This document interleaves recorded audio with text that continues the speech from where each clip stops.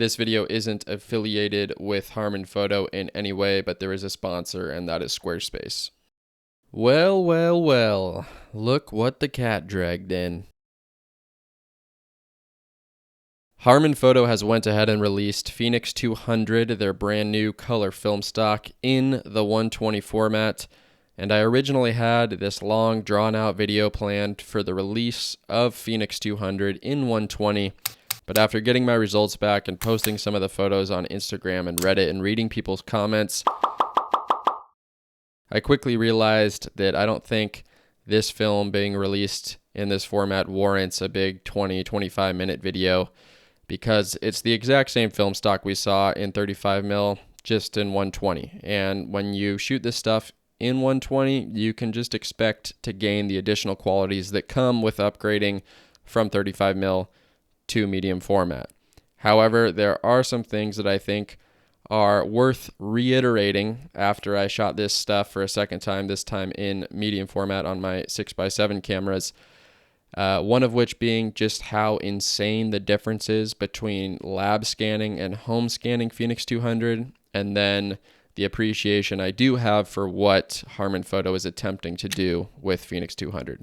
So let's dive into this stuff. When I posted my medium format Phoenix 200 results on Instagram and Reddit, I got a very mixed bag of comments. Some people said that they had gotten similar results from their lab. Other people thought I was bashing my lab, highlighting what a terrible job they did scanning this film. I wasn't trying to highlight that at all. I've been going to this same lab for 5-6 years now. I've gotten hundreds and hundreds of rolls developed and scanned by them, and for the most part, it's always been great.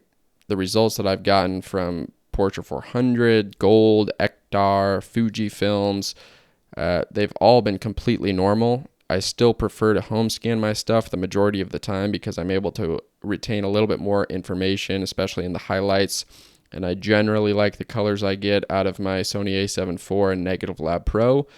But the home scans from my lab have been totally usable, and with some minor tweaks in Lightroom, I've always been able to get them pretty much exactly where I want them to be, with the exception of Phoenix 200. So what I'm trying to get at here is that I don't necessarily think it's the lab's fault, but rather just the unique physical characteristics with Phoenix 200 itself. I don't know the entire story of what's going on with Phoenix 200 and why it causes these older Noritsu and Fuji Frontier machines to trip up. Harman Photo has stated that there's no orange mask on Phoenix 200 like there is on traditional color films, and that might be one of the reasons why it causes some weird results with Fuji Frontiers and Noritsus.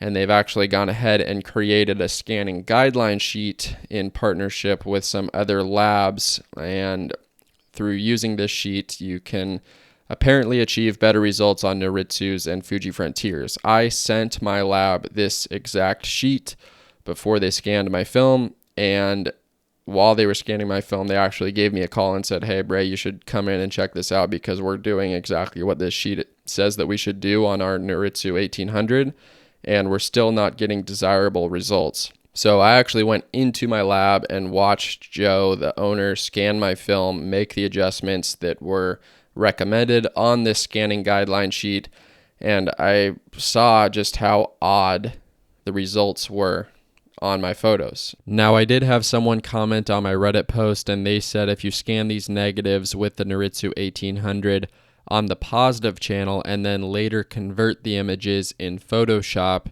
you end up with some much better results. But I think it also begs the question, is it worth all these labs figuring out a new process for scanning this one specific film stock that's $12 a roll, that may or may not be around forever? How much extra effort do these labs need to put in order to achieve these desirable results for this film stock? If they have a process that is pretty streamlined for every other roll of film that they put through those scanners, but this one particular roll of film ends up causing a bunch of issues, it seems to me it may not be the labs that need to change their process, but rather the film stock itself that needs to change.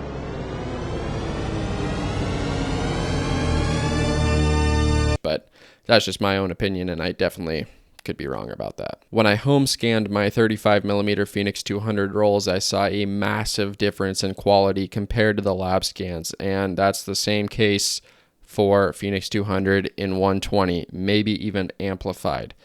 Obviously, when you shoot in 120, you have a larger surface area on the negative itself. You're going to get a sharper image, you're going to get more detail, the grain is going to be finer, and that is really, really amplified through a good home scan and converted with something like Negative Lab Pro. Immediately after converting these images in Negative Lab Pro, I saw a pretty neutral photo with decent detail, a color palette that I actually quite enjoy. It is a little bit grainy compared to other 200 speed medium format film stocks, but the majority of the images that I shot on these rolls of Phoenix 200 in 120 are totally usable. Now, would I prefer to use something like Kodak Gold? Yes, just because it is a little bit more predictable and I think the quality is a little bit better. But it's just insane to me how much more detail and information and quality you retain from this film stock when you home scan it. So if you have a somewhat decent home scanning setup and you're using a DSLR or a mirrorless camera or something like that, and you have Negative Lab Pro or a software similar, and you're interested in shooting Phoenix 200, I think it definitely warrants you picking up a roll or two and experimenting with it. But if you're solely reliant on lab scanning, then just know that you may end up getting some quirky results from the lab, depending on the scanner that they're using and depending on how much experience they have with scanning Phoenix 200 and if they've kind of figured out the correct settings to use on their given scanner. And this kind of brings me to that second point that I wanted to reiterate from my 35mm Phoenix 200 videos, and that is that I do appreciate what Harman Photo is doing, releasing a brand new film stock, brand new color film stock in 2024.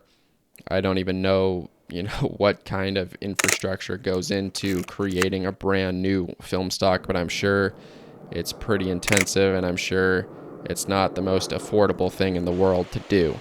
So although I'm not super pumped on the $11.99 price tag for Phoenix 200 in 120, I can't even begin to comprehend the back end of this project and what financial obligations Harman Photo has when it comes to Phoenix 200. So I'm kind of looking at this whole project kind of like a Kickstarter. If you're able to pick up a few rolls, that might be investing in Harman Photo's capabilities in the future to either update Phoenix 200 or create an entirely new color film stock that kind of builds upon what Phoenix 200 has already accomplished. And another thing that I really appreciate about Harman Photo is that they didn't just put out a product and say, kind of say, okay, this is what you get, and we're not really interested in feedback. They are 100% interested in feedback, and they've made it very clear to me and the community that that's been their goal from day one. They want to build upon this film stock. They want to produce something that people enjoy shooting, and that's going to be good for all film shooters down the road. So that's kind of my 2 cents about Phoenix 200. I think it's a valiant effort what Harman Photo is doing right now. They haven't gotten it perfect yet, in my opinion. But again, this is just all my opinion. At the end of the day, you can think something different than me, and the world's going to keep on turning. So I'm optimistic, and just how engaged Harman Photo has been with myself and the rest of the community throughout the release of Phoenix 200 in both of these formats, it's very promising and very commendable. If you have any feedback or any comments or questions, feel free to leave it in the comment section of this video or shoot me a DM on Instagram. Thank you very much for watching this video, and I will catch you on the next one. Peace. Squarespace is the best in the business when it comes to building a new website. Whether you're a photographer, artist, musician, or starting a new business, Squarespace has all the tools you need to get a professional website up and running. I recently hosted an entire online photography gallery that featured 100 photographers from around the world on my personal website, and that's all thanks to Squarespace. The website building interface is extremely intuitive and absolutely zero coding is necessary. They have a ton of fantastic templates to choose from, and from there you can begin to further customize the look and feel of your site to make it unique to you.